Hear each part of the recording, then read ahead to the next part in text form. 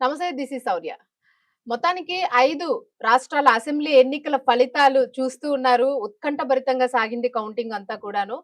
ఏదైతే అసలు అనాలిసిస్ ఇచ్చారో, అలాగే ఏవైతే సర్వేస్ చెప్పిన ఇవి ఉన్నాయో, ఇవన్నీ కూడా అసలు మొత్తం తారుమారయ్యాయి. బట్ బీజేపీ మాత్రం ఒకటి మొదటి నుంచి కూడా ఏ డిబేట్‌లోనైనా ఎలాంటి డిస్కషన్ చేసినా కూడా చాలా గట్టిగా చాలా బల్లగుద్ది చెప్పింది. బెంగాల్ మాదే, అస్సాం మాదే అనేసి. సో, కేరళ గురించి కూడా కేరళలో మేము పెద్ద హోప్స్ పెట్టుకోలేదని. సో, ఏదైతే వాళ్ళ అంచనాలున్నాయో ఎగ్జాక్ట్‌గా అవే ఎలా అవ్వగలిగాయి. అండ్ మోరోవర్ తమిళనాడు ఎలక్షన్స్‌లో కూడా కొంత లైట్‌గా బీజేపీ చురకలు బడినయి అందరికి అనేది కూడా కనిపిస్తుంది. సో, ఇది ఎంతవరకు వాస్తవము, ఇవన్నీ డీటెయిల్‌గా మాట్లాడదాం. మనతో పాటు బీజేపీ రాష్ట్ర అధికార ప్రతినిధి పెద్దిరెడ్డి రవికిరణ్ గారు ఉన్నారు. సార్ నమస్తే. నమస్కారం సౌర్య గారు, మీకు రెట్టి వీక్షకులందరికీ నమస్కారం. కంగ్రాచులేషన్స్ అండి. ధన్యవాదాలండి. మొత్తానికి ఏంటి సార్ అసలు అంటే అసలు ఎవరు ఊహించలేదు సార్. ముఖ్యంగా మమతాకి ఇంత గట్టి దెబ్బ అంటే 3 ఎలక్షన్స్ లోనే చాలా దారుణమైన ఓటమి అని అనుకోవచ్చా? అంటే సౌర్య గారు, మనం బెంగాల్లో రెండో ఫేజ్ అయిన తర్వాత ఇలాగే మనం ఒక వీడియో షూట్ చేసాం. అవును. దానిలో నేను చాలా స్పష్టంగా చెప్పాను. ఎగ్జిట్ పోల్స్ ని నేను కూడా పెద్ద విశ్వసిస్తున్నానని కూడా ఆ రోజు చెప్పాను. కానీ క్షేత్రస్థాయిలో గత 7-8 మాసాలుగా మా పార్టీ నేతలు, కార్యకర్తలు బెంగాల్లో పనిచేస్తున్నారు. వారు ఇచ్చిన ఫీడ్బ్యాక్, అలాగే జాతీయ మీడియా ఛానల్లో ఏ రకంగా ప్రజలు, క్యూల్లో ఉన్న ప్రజలు, మహిళలు ఏ రకంగా బరస్ట్ అవుతున్నారు. ఇది నేను ఈ సినారియోని ఢిల్లీ ఎన్నికల్లో చూశాను. ఢిల్లీ అసెంబ్లీ ఎన్నికల్లో ఢిల్లీ ఓటర్లు ఏ రకంగా బరస్ట్ అవటం చూసి, జనరల్ గా క్యూలో ఉన్న వాళ్ళు గుమ్మనంగా ఉంటారు, అక్కడ బరస్ట్ అయ్యారు. ఆ రకంగా బెంగాల్లో కూడా ఓటర్లు బరస్ట్ అవటం, అలాగే టీఎంసీ అనుకూల ఛానల్స్ లో కూడా చూశాను ఏ రకంగా అక్కడ టీఎంసీ గవర్నమెంట్ మీద బరస్ట్ అయ్యే విధంగా మహిళలు మాట్లాడిన విధంగా. అప్పుడు అర్థమైపోయింది ఇక్కడ పెద్ద సునామీ రాబోతుంది. ఆ రోజు కూడా మీకు చెప్పాను, 200 పైచీలకు వస్తాయి. 2021లో వచ్చిన ఫలితాలు తారుమారైనా ఆశ్చర్యపోనక్కర్లేదు సౌర్య గారు అన్నాను. 2021లో టీఎంసీకి 215 వచ్చే, మాకు 77. ఈసారి వాళ్ళకి 77, మాకు 250 వచ్చే అవకాశం కూడా ఉందన్నాను. ఇప్పుడు election commission of India website లో మాకు 192 లీడ్ చూపిస్తున్నారు, వాళ్ళకి 94 లీడ్ చూపిస్తున్నారు. ఏదైనా సరే సాయంత్రం కల్లా ఆ 200 మార్క్ అయితే దాటే అవకాశం అయితే ఉందండి. బెంగాల్ ప్రజలకి చేతులెత్తి నమస్కరించాలి. ఎందుకంటే వాళ్ళు కాపాడింది బెంగాలీ అస్మితే కాదు, భారతదేశాన్ని కాపాడిన దేశ భక్తులు అని చెప్పి మరోసారి నిరూపించుకున్నారు. భారతదేశానికి దిక్సూచి ఇచ్చినటువంటి బెంగాలీ సంస్కృతి, భాష, నాగరికత మనందరికి ఒక దిక్సూచి. అలాంటిది ఈ రోజు తృణమూల్ కాంగ్రెస్, ఆ రోజు నేను మీ డిబేట్ లో చెప్పిన విధంగా ఏ రకంగా రాష్ట్రాన్నే కాదు దేశాన్ని కూడా నాశనం చేసే విధంగా ఈరోజు బంగ్లాదేశ్ లో పార్లమెంట్ సభ్యులు లేచి అంటున్నాడు, అక్కడ ఎన్డీఏ ప్రభుత్వం కనుక వచ్చేటట్టుంది, వచ్చేస్తే కనుక లక్షలాది మంది వలసలిపోయిన బంగ్లాదేశ్ లో వెనక్కి వస్తారు, ఢాకా నగరం అంతా మునిగిపోబోతుంది వలసదారులతో, వెనక్కి వచ్చే వాళ్ళతో మనం జాగ్రత్తగా ఉండాలన్నారు. అంటే చూడండి సమస్య ఎంత తీవ్రంగా ఉందో. మన దేశంలో ఎన్నికలకు సంబంధించి, ఒక రాష్ట్రానికి సంబంధించి ఆ దేశానికి ఏంటి ప్రాబ్లం అంటే, ఆ రకమైనటువంటి సమస్యలు, ఆ రకమైనటువంటి ప్రోత్సాహం, సరిహద్దులు కంచి వేయటానికి కూడా మమతా బెనర్జీ భూమి ఇవ్వలేదండి. కంచి వేయటానికి భూమి ఇవ్వలేదు. ఆ ప్రచారంలో కూడా నేను వలసదారు కాపాడగలండి. సో ఇది ఒక దేశానికే థ్రెట్. అదేం మీరు అనొచ్చు, కేంద్ర ప్రభుత్వం మీదే కదా, రాష్ట్రపతి పాలన పెట్టచ్చు కదా అండి. రాష్ట్రపతి పాలన పెడితే ఏమవుతుందండి, మళ్ళీ eco system, Congress eco system అంతా బయలుదేరి మేమేదో చేసేసామని చెప్పేసి మా మీద బురద జల్లటం తప్పితే, వాళ్ళకి సానుభూతి రావడం తప్పితే ఏమవుతుందండి. అందుకనే ఆ బాధ్యత బెంగాలీ ప్రజలు తీసుకున్నారు, అద్భుతమైన విజయాన్ని అందించారండి. సార్ మీరు అన్నట్టుగా ఇప్పుడు అన్నారు బురద జల్లే ప్రయత్నం చేస్తారు అని చెప్పేసి, ఆల్రెడీ ఇప్పుడు ఒక టాక్ వినిపిస్తూ ఉంది. బెంగాల్ కి సంబంధించి అంటే ఆల్రెడీ మమతా మార్నింగ్ కూడా ఎక్స్ లో పోస్ట్ చేశారు. మొత్తం పవర్ కట్ చేశారు ఎక్కడికక్కడ కౌంటింగ్ సెంటర్స్ దగ్గర, అలాగే సీసీ కెమెరాలు కూడా ఆఫ్ చేశారు అని చెప్పేసి, ఏవేవో వాహనాలు వచ్చి వెళ్తూ ఉన్నాయి అని. సో దీనికి మీరు ఏమంటారు? అంటే కట్టుదిట్టమైన భద్రతా ఏర్పాట్ల మధ్యనే కౌంటింగ్ అంతా జరిగింది. బట్ ఈ ఆరోపణని మీరు తీసుకుంటారా? ఇది ప్రజల్లో కూడా ఈ ఆలోచన ఉందని అనుకోవచ్చా? నిజంగానే బీజేపీ ఇక్కడ ఏమైనా స్కామ్ చేసింది అనుకోవచ్చా కౌంటింగ్ లో? కౌంటింగ్ లో స్కామ్ చేసే అలవాటు మమతా బెనర్జీకి ఉంది. ఎందుకంటే 2021 ఎన్నికల్లో అండి, ఆ కౌంటింగ్ లో ఉన్నటువంటి రాష్ట్ర ప్రభుత్వ ఉద్యోగులు ఒక మధ్యాహ్నం పొద్దున 10-11 అయ్యేసరికి టీఎంసీకి లీడ్ వస్తుంది అని తెలవంగానే చాలా చోట్ల బీజేపీ ఏజెంట్లని కొట్టి తరిమి పంపించేసి ఉద్యోగులతో కుమ్మక్కైపోయి 30-40 స్థానాలు వాళ్ళు గెలిచినట్టు ప్రకటించేసుకున్నారు. అటువంటి చరిత్ర ఉన్నటువంటి వ్యక్తులు తృణమూల్ కాంగ్రెస్.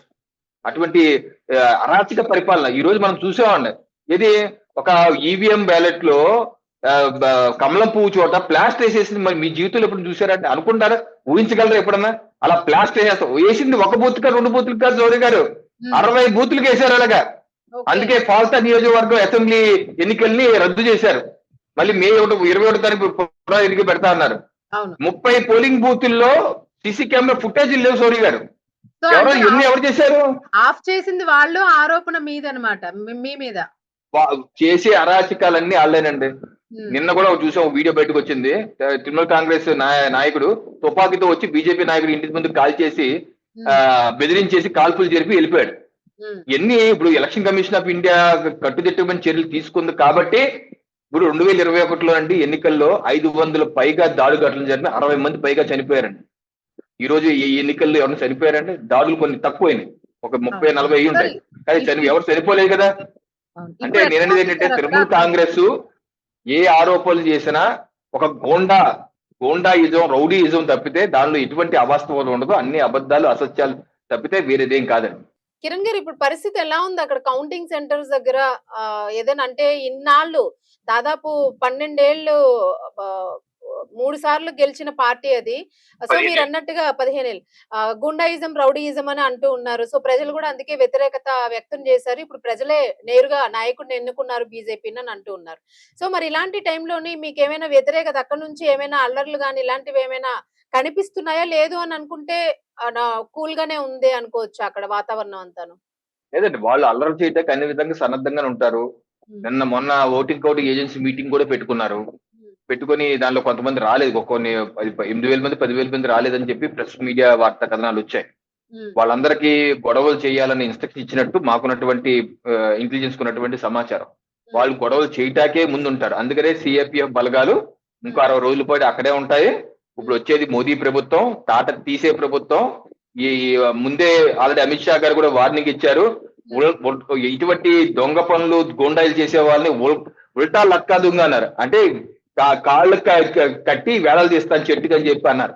సో అది సాయంత్రం నుంచే మొదలవుతుంది. ఎవరన్నా సరే దాడులు చేయాలని చెప్పి శాంతి భద్రతల్ని విఘాతం చేయాలి, బయటకు వస్తే ఉల్టా లక్కా దెంగేహం. అటువంటి పరిస్థితులు ఉంటాయండి, తగ్గే వదిలే ప్రసక్తి లేదు. ఇప్పుడు మా ముందు ఉన్న ఎజెండా ఆ రాష్ట్రాన్ని అన్ని రాష్ట్రాలతో సమానంగా ప్రశాంత వాతావరణం తీసుకురావాలి, ఫెన్సింగ్ మొత్తం వెయ్యాలి, అక్రమ చొరటబాటుదారుల్ని ఏరి మరీ తోసి బంగ్లాదేశ్ లోకి ఈడ్చిపడేయాలి. ఆ రాష్ట్రాన్ని సస్యశ్యామలు చేసేంత వరకు మేము నిద్రపోవండి. Right sir. అలాగే ఇంకొకటి, ఇప్పటి వరకు ఏవైతే అక్కడ మమత గవర్నమెంట్ లో ఉండేటప్పుడు జరిగిన అల్లర్లు గాని, కేసులు గాని, లైక్ మనకు ఒక డాక్టర్ హత్య చూసాము. సో ఇలాంటి కేసెస్ అన్నింటిలో కూడా ఆల్మోస్ట్ మమత డ్రామా కూడా చూసాం మనం. కాలేదో బాలేనప్పుడు వీల్ చైర్ లో సింపతి కోసం డ్రామాలు ఆడడం, ఇవన్నీ కూడా వ్యతిరేకంగా మారాయి అన్నది పక్కన పెడితే, సో ఇవన్నీ ఇప్పుడు అంటే మీరు ఒకవేళ నిజంగానే ఇప్పుడు మీ గవర్నమెంట్ వచ్చి నాయకుడిని ఎన్నుకున్న తర్వాత వీటన్నింటినీ కూడా మీరు ఏమైనా మళ్ళీ ఈ కేసులన్నింటినీ కూడా తీసుకొని ఒక కొలిక్కి తెచ్చే అవకాశం ఉంది అని అనుకోవచ్చు? అంటే అక్కడ నేర ప్రవృత్తిని కూడా అరికట్టే అవకాశాలు కనిపిస్తూ ఉన్నాయి. తప్పనిసరిగా ఆపరేషన్ క్లీన్ చేయాలండి. అజయ్ పాల్ శర్మ గారు లాంటి ఎన్కౌంటర్ స్పెషలిస్టులు అక్కడ దిగాలి, మొత్తం క్లీన్ చేసి పడేయాలి. క్లీన్ చేసి పడేసి ఏదైతే ఇప్పుడు వరకు ఆల్రెడీ కేసులు మమతా బెనర్జీ మీదే ఉన్నాయి. ఆవిడ సిబిఐ ఈడీ అధికారుల మీద దాడులు చేసి వాళ్ళు సీజ్ చేసినటువంటి మెటీరియల్ కూడా లాక్కుపోయి కొట్టి తీసుకుపోయింది. ఆ కేసు సుప్రీంకోర్టులో ఉంది. సో అవన్నీ రేపు విచారణకు వస్తాయి. ఆవిడ మీద కేసులు ఉన్నాయి, అన్ని బయటకు వస్తాయి, విచారణ జరుగుతున్నాయని పూర్తి స్థాయి విచారణ చేస్తాం. తప్పు ఎవరు చేసినా ఉపేక్షించే పని లేదండి. చాలా తప్పులు చేశారు, ఒకటి కాదు అరకాదు, అనేకమైన నేరాలు చేశారు. సభ్య సమాజం సిగ్గుపడి నేరాలు. మహిళలపై అయితే చేసిన అఘాయిత్యాలు అంతా ఇంత కాదండి. ఎవరిని బతకనివ్వలేదు ఒక అటవిక రాజ్యం. ఎవరైతే చేశారు ఈ పనులన్నీ వీళ్ళందరినీ చట్టరీత్యా శిక్షించి తీరవలసిందే. ఇటువంటి వ్యక్తుల్ని సభ్య సమాజం నిషేధించే విధంగా ప్రభుత్వం చర్యలు తీసుకుంటుంది. దీనిలో ఏమాత్రం సస్పెషన్ అక్కర్లేదు. అదే మేము హామీ ఇచ్చాం, బెంగాలీ ప్రజలకు కూడా అదే హామీ ఇచ్చాం. ఎటువంటి పరిస్థితి వదిలేదు లేదు, శాంతి భద్రత పరిరక్షిస్తామని మా హామీని నిలబెట్టుకుంటాం. వెస్ట్ బెంగాల్ ని సస్యశ్యామలం చేస్తామండి. Right sir. అలాగే కిరణ్ గారు, ఒకటి అస్సాం ని కూడా మీరు మొదటి నుంచి చెప్తూ ఉన్నారు, అస్సాంలో భారీ ఓటింగ్ మెజారిటీ మాదే ఉంటుంది అని. సో మీరు అన్నట్టుగానే చాలా హైయెస్ట్ ఫిగర్ ని మీరు రీచ్ అవ్వడం జరిగింది. సో అస్సాం కి సంబంధించి కూడా బీజేపీ హవానే ఉంది. అలాగే దాదాపు 3 స్థానాల్లోని బీజేపీనే కనిపించింది. మీరు ఇప్పుడు ఒక చిన్న క్లారిటీ, తమిళనాడు ఎలక్షన్స్ కి సంబంధించి టీవీకే పార్టీ విజయం మాత్రం నిజంగానే అందరికీ చాలా షాకింగ్. ఎందుకంటే ఎక్కడా కూడా గట్టి ప్రచారాలు లేవు. సో మీరేమంటారు? అంటే ఈ విజయం వెనుక మీరేమంటారు అసలు? అంటే సరికొత్త రాజకీయానికి ఆయన ఏమైనా పునాది వేశాడని మనం అనుకోవచ్చు అంటారా? అంటే నేను కొన్ని రోజులుగా తమిళనాడు మీద విశ్లేషణ చెప్తున్నప్పుడు నేనేం Yeah. కంపేర్ చేశానంటే మన ఛానల్లో కూడా చెప్పాను. 2006లో విజయకాంత్ గారు ఒక సూపర్ స్టార్ ఆ టైంలో. ఆయన కొత్త పార్టీ పెట్టి ఒక మూడో ప్రత్యామ్నాయంగా డిఎండికే పార్టీ పెట్టి ముందుకు వచ్చారు 2006లో. బట్ ఆ రోజు అక్కడ ఉంది జయలలిత గారు, కరుణానిధి గారు, ఇద్దరు స్టాల్ బాట్స్ ఉన్నారు. వాళ్ళ మధ్య ఆయన తీసుకురాగలిగిన ఓట్లు 8.3% మాత్రమే, అలాగే ఒక సీటు మాత్రమే గెలిచారు. ఈ రోజు విజయ్ గారికి అడ్వాంటేజ్ ఏంటంటే ఆ స్టాల్ బాట్స్ ఎవరు లేరు, గతించారు, వాళ్ళు చనిపోయారు. కాబట్టి ఒక ఫ్రీ స్పేస్ ఒకటి ఉంది. 2, ఈయన పార్టీ పెట్టి 2 ఏళ్ళు, ఫిబ్రవరి 2024 పెట్టారు. 2 ఏళ్లలో పార్టీని ఈ స్థాయిలోకి, ఇంత మెజారిటీలోకి, మరి ప్రభుత్వం ఏర్పాటు చేయడానికి ఫుల్ ఆయనకి ఎలక్షన్ కమిషన్ ఆఫ్ ఇండియా దాంట్లో అయితే 108 చూపిస్తుంది లీడ్, 108 లీడ్. ప్రభుత్వం ఏర్పాటు చేయడానికి 118 కావాలి. సో ఆయనకి 10-15 తగ్గే అవకాశం కనపడుతుంది. సో హంగ్ వచ్చే, మనం కూడా ఆ రోజు మాడుకున్నాం, ఈయన కనుక ఓట్లు ఒక స్థాయి వస్తే ఓ రకంగా ఉంటుంది, ఇంకో స్థాయి దాటితే హంగ్ వచ్చే హంగ్ ఇంత వచ్చి హంగ్ వస్తాడు నేను అనుకోలేదు. నేను ఈయనకి 30-40 వచ్చి మిగతా వాళ్ళకి 80-90 వచ్చి అలా హంగ్ ఏర్పడుతున్నాం అనుకున్నాను. కానీ ఈయనకే 100 దాటి మిగతా వాళ్ళు 40-60లో ఉండి హంగ్ వస్తారు అనుకోలేదు. సో మనం అనుకున్నట్టు హంగ్ వచ్చింది. అది ప్రభుత్వం ఏర్పాటు చేయడానికి ఎవరు సహకరిస్తారు, ఈయన చేల్తారా, లేకపోతే పార్టీ ఫిరాయింపులు జరుగుతాయా, ఎవరన్నా గొడవ దూకేసి వెళ్ళిపోతారా, లేకపోతే ఎవరు మద్దతు ఇస్తారు, ఏఐడిఎంకే మద్దతు ఇస్తారా, లేకపోతే డిఎంకే మద్దతు ఇస్తారా? డిఎంకే మద్దతు ఇచ్చినా ఆయన తీసుకోరు, ఎందుకంటే ప్రస్తుతం ఉన్న గవర్నమెంట్ మీద పోరాడొచ్చారు కాబట్టి తీసుకోరు. అందుకని ఏఐడిఎంకే మద్దతు తీసుకోవచ్చు. అలా తీసుకుంటే కూడా ఎన్డీఏ ప్రభుత్వం ఏర్పడే అవకాశం ఉంటుంది. అలా కనుక ఆయన తీసుకుంటే ఆ తమిళనాడులో కూడా ఎన్డీఏ ప్రభుత్వం ఏర్పడుతుంది.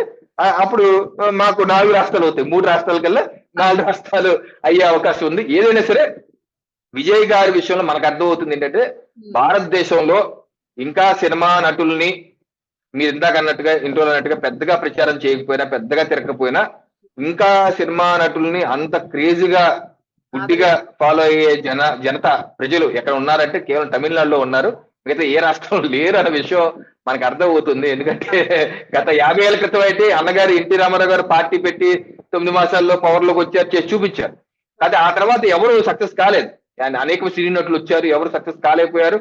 సినీ నటుల్ని పెద్దగా కాకపోతే తమిళనాడులో గురులు కట్టే సంస్కృతం, సినిమా నటులకు గురులు కట్టిన, ఖుష్బూ గారికి కూడా గురులు కట్టిన సంస్కృతం.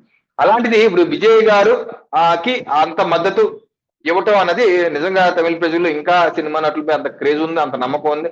మరి ఆ నమ్మకాలని వమ్ము చేయకుండా విజయ్ గారు ముఖ్యమంత్రిగా ఒక మంచి పరిపాలన ఇవ్వాలి.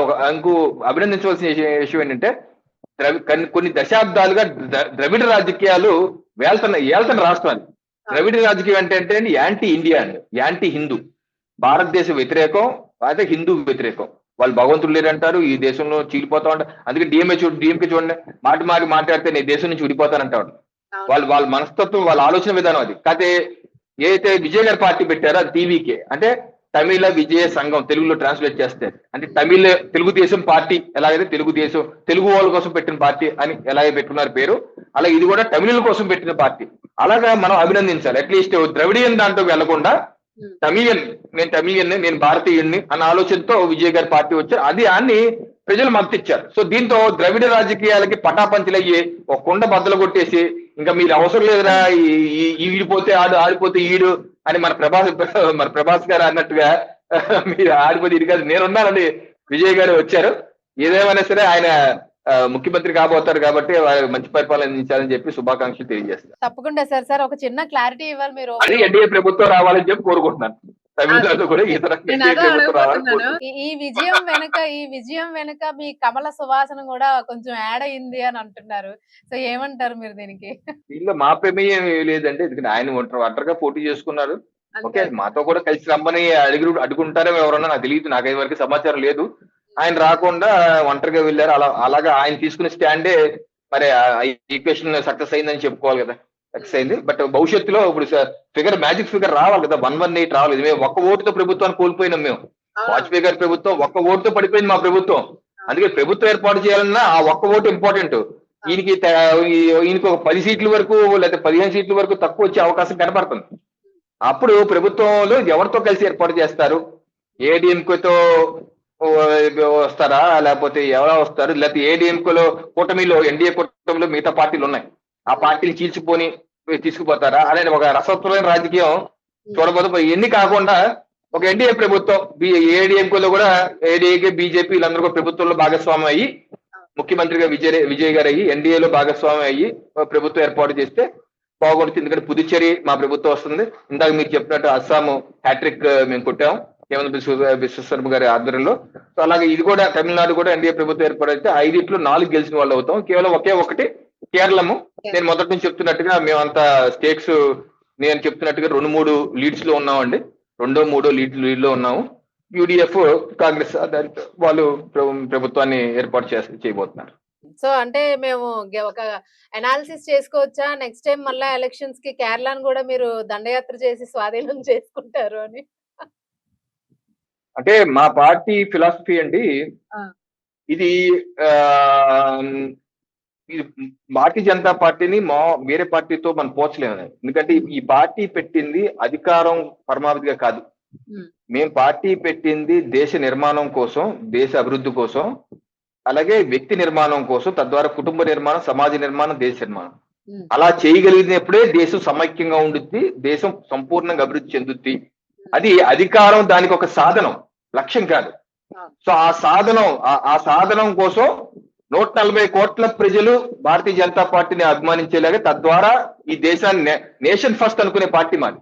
Nation first, party next, self last.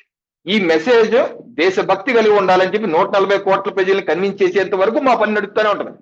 140 కోట్లు లేదు, 140, 150 కోట్ల అందరి దగ్గర మా పార్టీ విధానం తీసుకెళ్తాం. అందరికీ నచ్చ చెప్తాం. ఈ దేశాన్ని ప్రేమించండి, దేశ అభివృద్ధిలో భాగంకండి, మత విద్వేషాలు, కుల విద్వేషాలు లేకుండా ఈ దేశాన్ని ప్రపంచంలో నెంబర్ 1 చేద్దాం. ఆ లక్ష్యంతో మేము ముందుకు వెళ్తాం.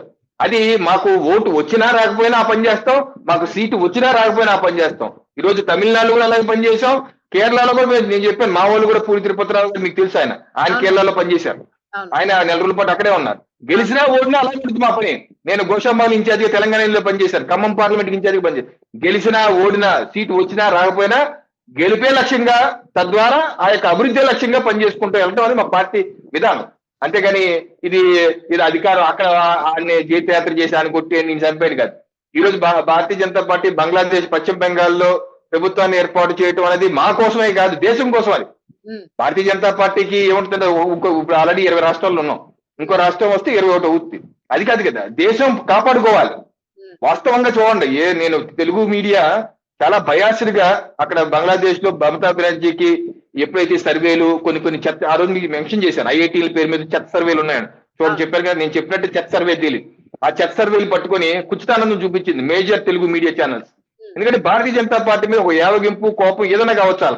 అంతేగాని మమతా బెనర్జీ చేస్తున్నటువంటి దౌర్భాగ్యమైన అరాచక పరిపాలన ఏ ఒక్కరూ చూపించలేదు.